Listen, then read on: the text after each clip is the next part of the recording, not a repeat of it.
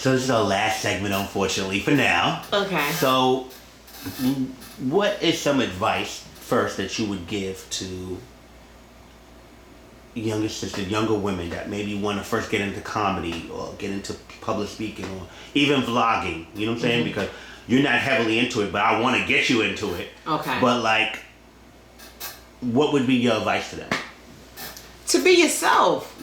To be yourself and don't create things that you can't keep up. You know, in any relationship, if you wake up cooking 6-course breakfasts and then 2 months down the line, you know, motherfucker can't get a bowl of grits out of you, it's going to be a problem. Create something that's genuine and it's authentic to who you are.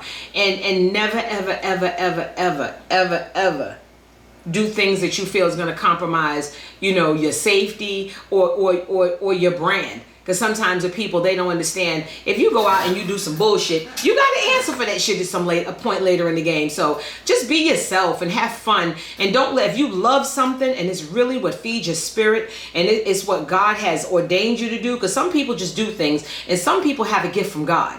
If it's something that you feel God has, you know, placed on you and it's a gift, don't let people deter you and tell you you can't do it. I hate when people tell people, why you want to do that? You need to go ahead and drive the bus. If this is what this person wants to do with their life, I feel that you should pursue it and don't listen to people who tell you no. Do you feel like a lot of people let other people dictate their lives by their opinions and what they feel that the person should do?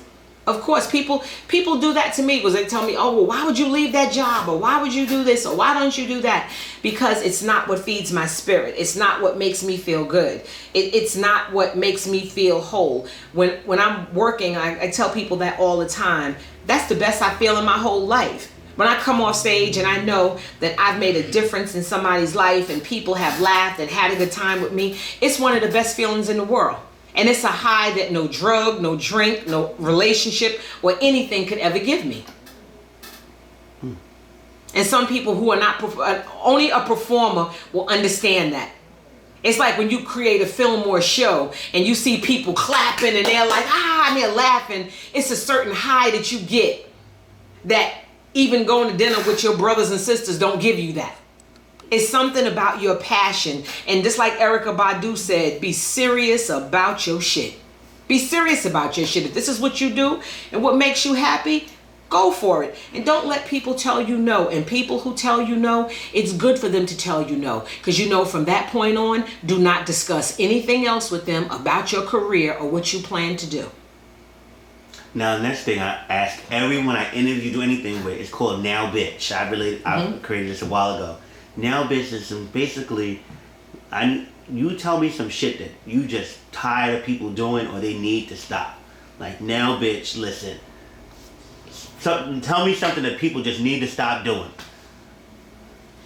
Now Bitch. Now Bitch.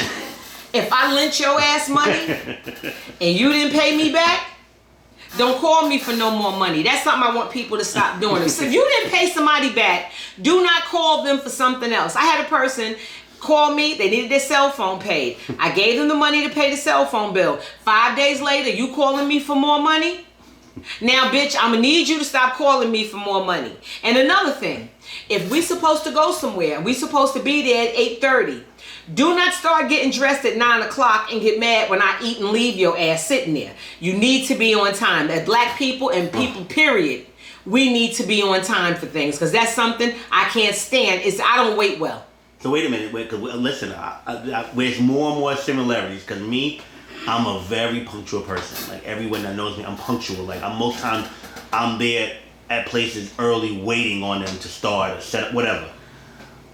Why do you feel like there's so many people, like, especially they just don't have, and this goes to black, gay. They just have no conceptual respect at all time. Why is that? Even for stuff that's professional, like business related, why is that? It's a lack of professionalism, and sometimes I feel that people need to understand that if you come late, there's another bitch who gonna come on time, and you're gonna miss an opportunity. That may not even be as efficient or as good as you are. But if you're dependable, that's what people will go with. I just think that when you're on time, it says something about your passion. It says something about your professionalism. It says that I'm serious about this and I'm ready to work. But when you walk in late, you half tired, you smelling like weed, I have a problem with that. I like people to, if we say we're going to do something at 8, unless it's an act of God or circumstances beyond your control, you need to be there on time. I watch people lose their jobs a whole bunch. Oh, you coming late. What do you think? You going to your mother's house? No, you need to be on time. And that's something I don't wait. I tell people all the time, I don't wait well, even with a date. If somebody asks me out and you tell me we're going to meet at 9 o'clock or you're going to pick me up at 9, if you bring your ass to my house 9:15 to 9:20, I'm not going anywhere with you because I see what this relationship is going to be. It says a lot about a person if you don't think enough of me to come on time. If I'm anxious to see you, I'm going to try to get there a little 10 minutes early and be like, I'm outside, I'm early. No, people need to come on time. So how can people contact you if they want to talk, if they want advice, or if they just anything, questions? I just set up a new website. I am TammyPeay.com. Oh, you have a website? Yeah, I am TammyPeay.com. Spell that for the people that are not good at spelling. Is IAM TAMMY. My last name PEAY.com. You can hit me on Facebook at Tammy Peay, the comedian. And you can just see me. I'm all over Facebook and Instagram and just everything is under my name, Tammy Peay. Okay. And listen, I'm doing a whisper trip to Brazil, the 27th, the 21st to the 27th. I have everything on my website, zenbiztravel.com. That's ZENBIZ travel.com. I'm doing a new excursion where now I'm going to start back doing the cruises and the gay trips, but I want to do it where, because a lot of things have happened in gay travel, that gay travel has been compromised. That whole DR thing. God from Zion. And we want people to know that shouldn't stop us from having good fellowship and wonderful trips together.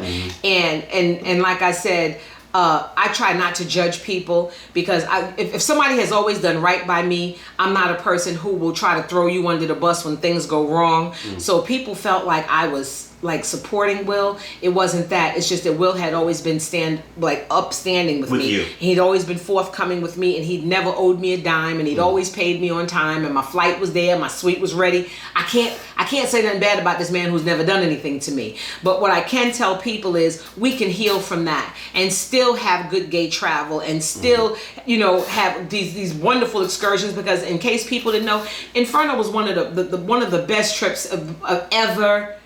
Nubian Dreams Cruise, one of the best trips ever. The Ultimate Halloween Caribbean Cruise, one of the best trips ever. My travel partner, Lawrence Pinckney, some people don't know Dominican Island Heat was the first gay trip to the Dominican Republic as a group, way before there was an Inferno.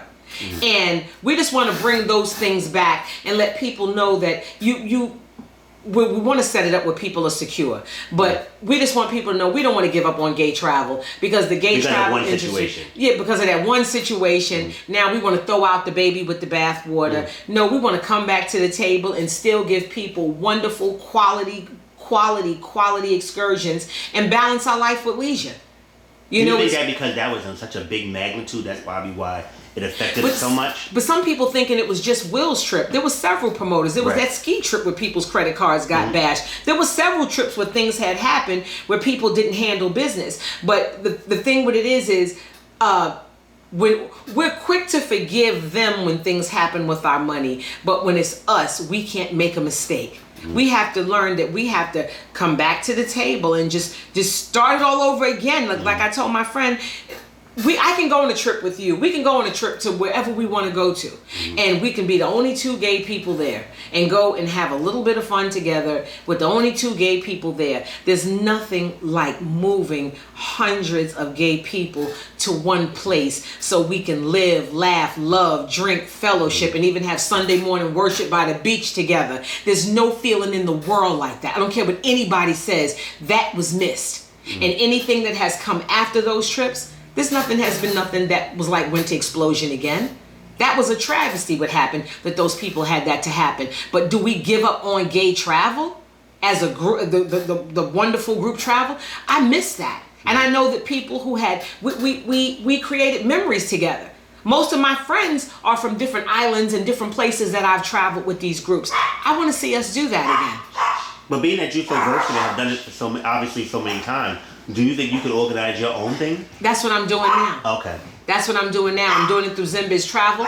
We're going to do, first we're going to start with a cruise to the Caribbean, and then we're going to do the Brazil trip, and then from there we're just going to start to build the same network of people that there were wonderful quality people. The thing some people don't understand is it was wonderful to go on a trip where everybody you met was employed, or everybody you met was on a certain social status where you was like, wow, it's other gay hardworking people that have their shit together just like you.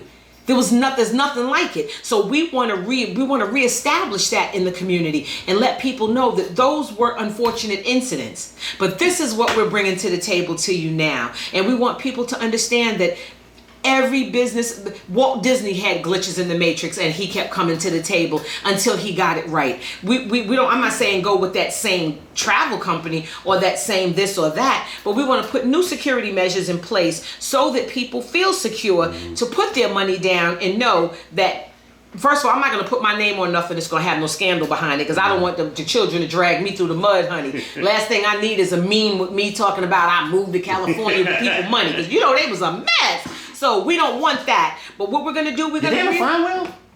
You know what? He's still in Miami and he's doing well. I don't know what the situation was behind that, but all I know is I just found it hard to believe because of his track record with me, you know. And I'm one of those people, Caesar, if you're good to me for 5-10 years and people say that you did da-da-da-da, I'm one of those people that I can't throw you under the bus based on what they say. I kind of go by my experiences with people. My experience with those people. I had worked for Will for years.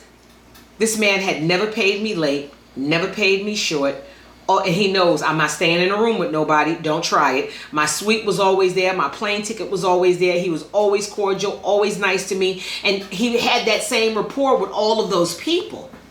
They didn't follow him for no reason. My thing is, whatever happened, I can't account for that. After it happened, did you get backlash from it? Like, were people coming at you? Yeah, they was calling me things. But why wasn't you on a trip? I'm like, I wasn't booked that year. Butterfly Soul was the host that year. I wasn't booked that year. So I had started working on a TV show project. So I wasn't booked that year. So people were looking like, well, where did this bitch been here every year before this? Now this happened. Where's this bitch at now? So yeah, people were coming at me because of that. But I just let them know that I don't have your money. I don't collect money. I'm the hired help. But what I'm the hired help. But what I can tell you is that we can heal from that.